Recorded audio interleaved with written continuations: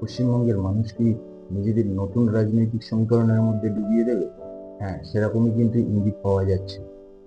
ডান এবং বাম এই নতুন সমীকরণ হয়তো তৈরি হতে যাচ্ছে পশ্চিমবঙ্গের রাজনীতিতে।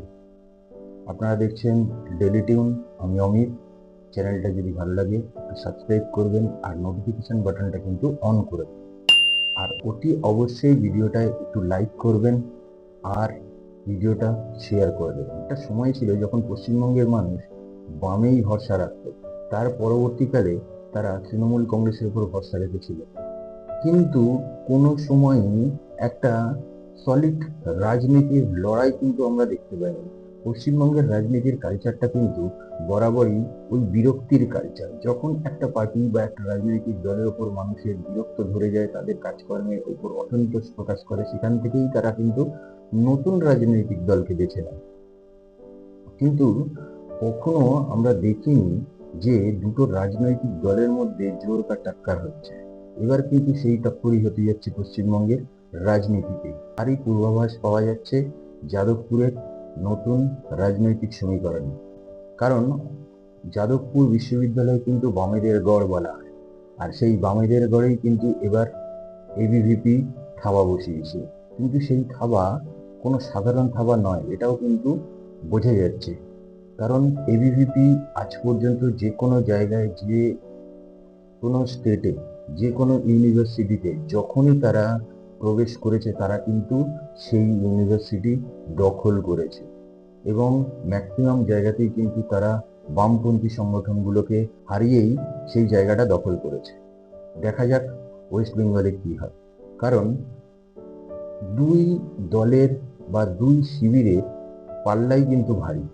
একদিকে যেমন এবিভিপি, তাদের সঙ্গে আছে প্রশাসন, তাদের সঙ্গে আছে বর্তমান শাসক দল, তাদের সঙ্গে আছে এক শ্রেণীর নতুন চিন্তাধারার ছাত্র ছাত্রী।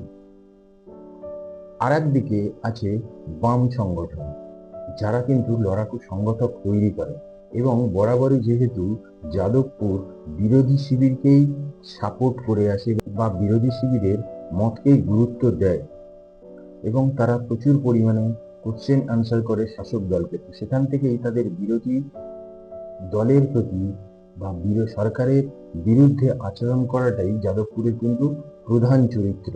তো এটাই হচ্ছে বামপন্থী সংগঠনগুলোর কাছে একটা ইউএসপি। তো সুতরাং লড়াইটা কিন্তু হবে একদম কাঁটায় কাঁটায়, এবং এই লড়াই কিন্তু হবে রাজনৈতিক মতাদর্শের লড়াই। কারণ এবিভিপি কোনো সাধারণ ছাত্র সংগঠন নয়, তাদেরও স্ট্রাকচার কিছুটা বামেদের মতো, পিরামিড স্ট্রাকচার। তাদেরও যে সকল ছাত্রছাত্রীরা লিডারশিপ, তারাও কিন্তু যথেষ্ট পড়াশোনা করা এবং যথেষ্ট রাজনীতি সচেতন।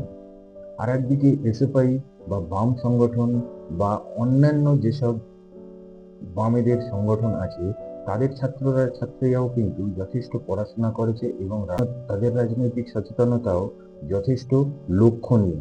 তো সুতরাং এখান থেকে বোঝাই যাচ্ছে যে দুটো রাজনৈতিক মতাদর্শের মধ্যে লড়াই হতে যাচ্ছে, যে লড়াই কিন্তু পশ্চিমবঙ্গবাসীকে একটা নতুন দিশা দেবে। বর্তমান শাসক দলের এগেনস্টে যদি বিরোধী দল কে হবে, যার ভিতটা তৈরি হবে হয়তো এখানে। তো সুতরাং আমরা নজর রাখবো এবং আপনারাও নজর রাখবেন যে যাদবপুরে আগামী দিনে কি হতে যাচ্ছে। এটাই হয়তো হবে পশ্চিমবঙ্গের একটা ঐতিহাসিক লড়াই, যেখান থেকে এক নতুন যুগের সূত্রপাত হবে।